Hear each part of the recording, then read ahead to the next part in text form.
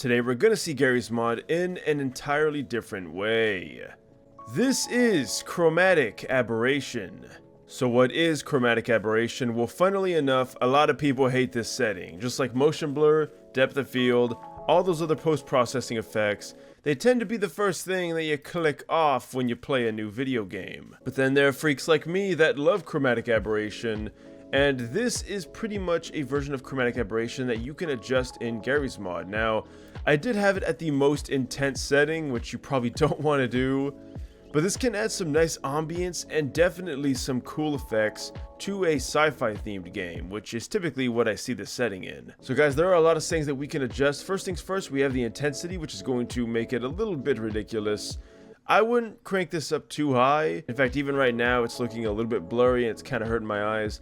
But pretty much what Chromatic Aberration does is, it's just like the name suggests, chromatic, which means light or color. And aberration pretty much mean like the separation or the distortion of color.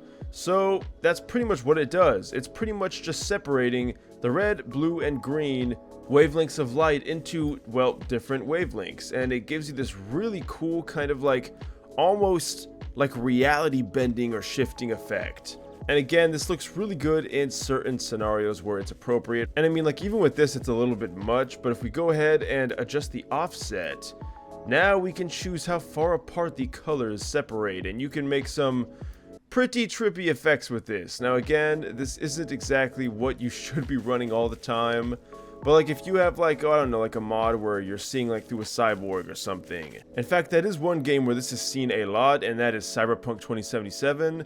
But again, it's mostly reserved for the corners of your screen. Like right now, you can see the edges of my screen where the colors are separating more, but if I look towards it, now they're not separating at all. And this is pretty much what it's mostly used for in most games, although again, not to the same extent. But you know what, we're playing it on this map. This is not the best map to showcase on. Let's go to a more appropriate map. And here we are. So guys, if you do remember this map, this was a really cool Cyberpunk map I showcased not too long ago. Got some really cool details going on. I'll put that video in the top right corner. But anyway, now that we're in here, well, it's kind of a blurry mess. There's a lot of lights, a lot of sources to have things separate from, and I'm gonna be honest with you, it looks kind of doo-doo. So we're gonna go ahead and try to change that a bit. So again, we can go ahead and enable and disable. You can see the differences there. Definitely quite a big difference. We're gonna make the separation not so apparent because that's a little bit ridiculous there. But hey, you can also adjust the Y offset. So if you want to make it more stretched, we can see the red and the blue, or the red and the cyan, kind of separating there. Okay, so I just now realized this. You can adjust the colors of each individual color and their offset, so you can get a little bit crazy with this mod. Now thankfully, if you mess up or you just want to go back, there is a default setting, which is something I would recommend using if you fiddled with it as much as I have. Alright, now that we have it set to default, I gotta say the default setting for the most part is probably gonna be your go-to. So it's kind of hard to see, but on the edge of my screen there, keep an eye on that sign. There is some slight deviation of color there. Now, I kind of want to crank this up just a little bit. There we go.